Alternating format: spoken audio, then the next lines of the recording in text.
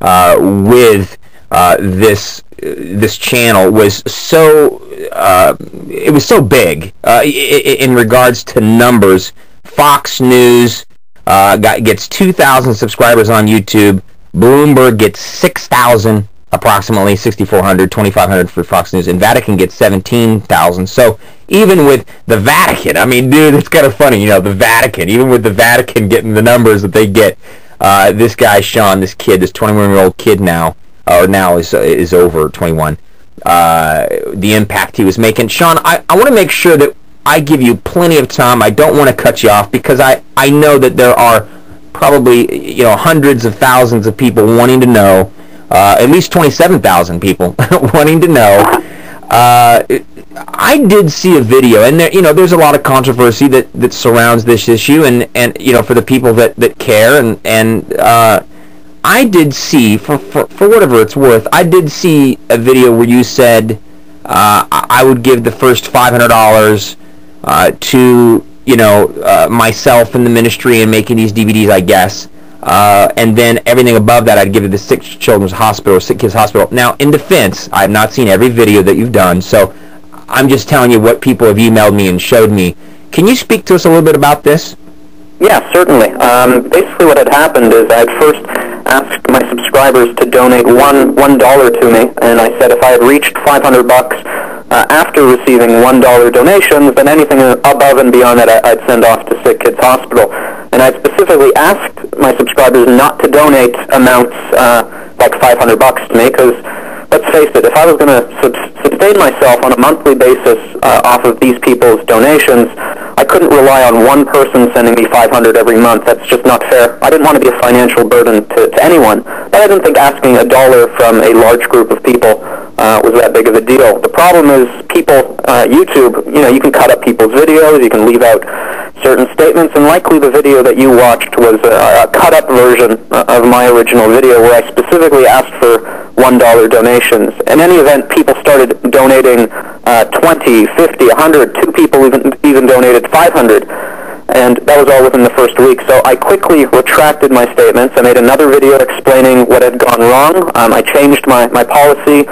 I did apologize, and I even put a statement on my website explaining the difficulty with what I had originally asked for, and then I even said if someone had donated to me but felt that I had either misrepresented myself or they felt that I was somehow cheating them, that I would be happy to refund every penny. So ultimately, I did change my donation policy very quickly, but atheists and others on YouTube who want to discredit me, they like to misconstrue me, and they like to pick on the things that they felt I had wronged them when, you know, they weren't even the ones donating to me in the first place.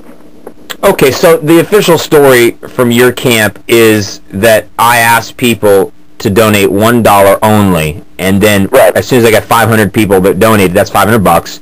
Anything above that, then I would give to charity. So let me ask. Right, because I wanted to build a donation base of people. I didn't just want one person donating large amounts of money. Sure. Now, given what we've talked about, that there is so much, you know, there's so many feelings against this type of a thing. In fact, here, I know you probably don't know this, Sean, but we don't accept donations. I work for advertising and sponsorship. We just don't do the 501c3 thing because, right. You know, I have a lot of friends that are in the 501c3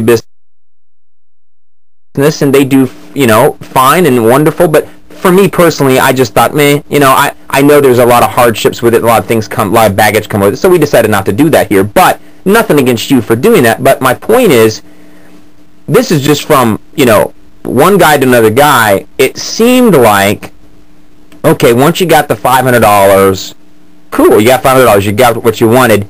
Over anything above and over that, so say you got $1,500 or $2,000. It may come across, and you may disagree with me, but it may have come across that anything above $500 you were going to give to the Sick Kids charity, and so even if one person donated $500 in itself, do you think you should have given anything above $500 to the charities and not kept any of it? Well, I think that's the problem, because what if someone else, and this indeed happens, someone else donates $500 to me in support of my ministry so that I can get out there preaching? What do I tell that person? Oh, sorry, you donated too early or too late, and I'm going to send off all your money to charity. So I did, in fact, end up corresponding with most of the people who donated and asked them, you know, do you want me to keep the money or do you want me to donate it to charity? And I've saved all my emails. Most of them who donated large amounts said, no, no, no, you just go ahead and keep it. And I've saved those emails. So to be fair to those who donated large amounts, they donated not to, I mean, let's face it, if they wanted to donate it to a charity, they could donate by themselves, but they were donating to support me and the work that I was doing on YouTube. And I think it would be unfair to them to just send that money off. And do you get kind of what I'm saying? Yeah, no, I hear what you're saying. All I'm saying from my side is, and like I said, Sean, I don't know the whole story, dude. I'm not the judge in the case. I don't know. But it seemed like possibly anything above and beyond $500, you know, that your agreement in the original video that I saw some of said, I'm going to send it to the sick kid. So it seems like there was a little bit of, well, now I didn't, you know, I mean, bro, I know how this works. You go out on the major airwaves, you now have 27,000 subscribers. You didn't ever think you could have this amount, and now you got this amount, and whoa, and you got all this response, and you're like, whoa, I didn't know I could actually get this amount. And so maybe the rules change in the middle of the game, and you say, well, maybe I need to keep that, because, and do you think maybe at all there was some mishandling there that it maybe could have done better? Certainly. If you were to do it over, you could have done it better? Oh, absolutely. Listen, I'm totally okay with admitting my mistakes, but the whole thing was basically a misunderstanding, and I came right out and apologized and tried to fix it. But once the damage is done, the damage is done, and the people who want to hate you, they're going to find every reason they possibly can, and they're going to use it over, and they're never going to let it go. So you did come out and apologize and say, look, I did this wrong, I lied, or I wish I didn't. Well, I didn't lie. What happened was, like I said, it's just the original intention was to get $1 donations. People were donating larger amounts, and that really screwed up my original intention. So I think it was, I'm not saying it's my fault, and I'm not saying it's their fault. The whole thing was just a major mishandling of, like I said, I was slightly naive, I would suppose. You're a young kid, too. I mean, you're 21. This is the other thing I thought about, dude, is that, you know, you're a 21-year-old kid playing in the big kids game. I mean, you're on YouTube, you're in front of the whole world. And, you know, things could have been done differently, probably. Certainly. Okay, so the one thing I want to, and we'll leave from this subject for a moment, but I felt it was so crucial to talk about this because there was so, I mean, dude, I'm telling you, I got emails and emails about this one subject, so I felt like I wanted to give enough attention to it. I know, can you stay on for the next half hour with us? Absolutely. Okay, we'll do that. So, now, what about when the attack came from people, either rightly or wrongly, like you said, you know, either, you know, once it happens, and then the onslaught happens from people. At what point did the death threats come? That happened probably 3 weeks ago, 3 to 4 weeks ago. Oh, just recently? Oh, yeah, very recently. Okay, now, how long ago did you stop producing videos on YouTube? Immediately as I received the death threat. Okay, so this is a very recent thing, is what you're saying. Very, very recent. Okay, now, you know, believe me, bro, I want to be objective here. I don't want to side with them or with you or with anyone. I want to be in the middle here and try and get to the bottom of it, because I think there's a lot of people that care. I'll tell you this. I got emails from people that have given you money, and they totally support you. I'll be honest with you. They said, look, you know, it was the devil attacking him. I gave him so-and-so amount of money. I support him. You know, I'm getting off work early tomorrow to listen to the show live. I mean, there's people that really care about what you do, and there's people that really hate you.